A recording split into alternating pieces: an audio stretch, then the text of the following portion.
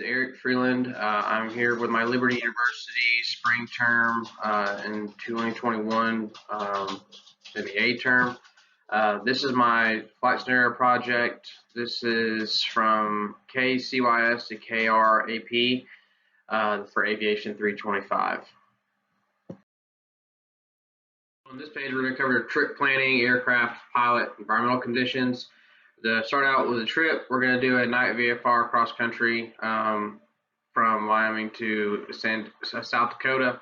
It's a straight line, 190 nautical mile flight, roughly.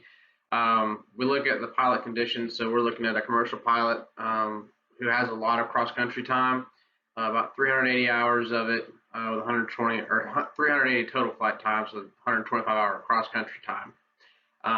The downside is, though, is that while you fly a lot, you've never flown to South Dakota before, so it's going to be a new environment, new land with different heights and airports that you've never been to or had to fly around a new airspace. We're looking at a Cessna 172S with a G1000, so that'll come in handy, being that it's in a new area. It'll hopefully give some information better, quickly, or more efficiently than the six-pack would with add-ons you can put in there. You know that it's good on all its maintenance and its upkeep because it's a rental from a local flight school that you've done your training with, so you should be familiar with the planes. You should be up to date on how the G1000 works, and it should all go as it should for the plane itself, being familiar with it. Looking at the environment, you're flying at night due to a friend's work schedule, and I agree with this. I don't mind with doing a night flight because there's a lot less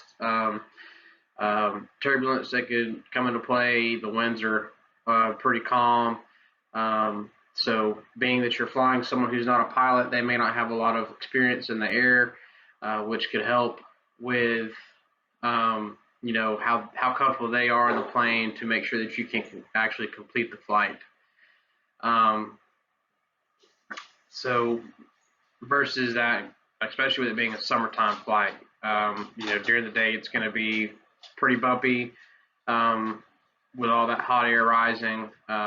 So being at night, it should be a smoother flight, and it should be fun to do. So here we're going to look at the weather for the flight. You're looking Kcys winds for both places look relatively calm, so it should be no problem dealing with the winds for the 172.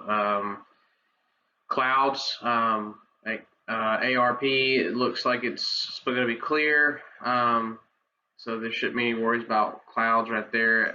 At departure time out of Kcys. Kcys is showing a few different ones, a few different layers at a few clouds, so that shouldn't be a problem as well. If you do look down at the TAF, though, at ARP, it shows the ones that we'd be concerned with are the 2.5 at basically midnight Zulu time, and then at 6 a.m.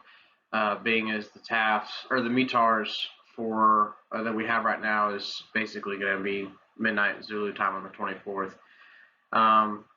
So we're looking at, you know, light or 8 to 5 knot winds, anywhere from 360 is variable. Some clouds that are going to be few and scattered down where we're going to be flying, but so it should be all VFR, no concerns really of any IFR clouds or anything like that according to the weather that we have here. So a quick side note that it had was me and my friend are going to go to South Dakota to go see Mount Rushmore. We want to go because it's bucket list items and we both been wanting to go for many years. And apparently we've had this trip planned all summer long and we're pretty excited about it. However, though, your friend is asleep and working all day long and you're getting tired because it's a late flight end of the night, and being out there in the darkness can sometimes get kind of tiring.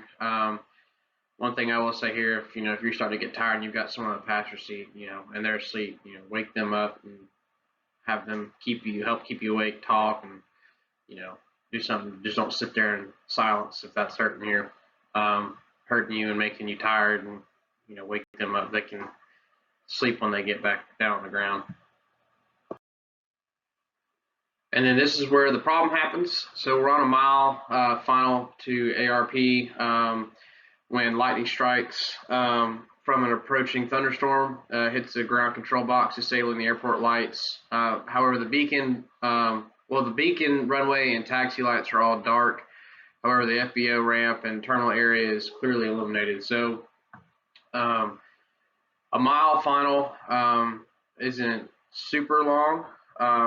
It sounds like it's a good distance, but when you're in an aircraft, you can cover that fairly quickly.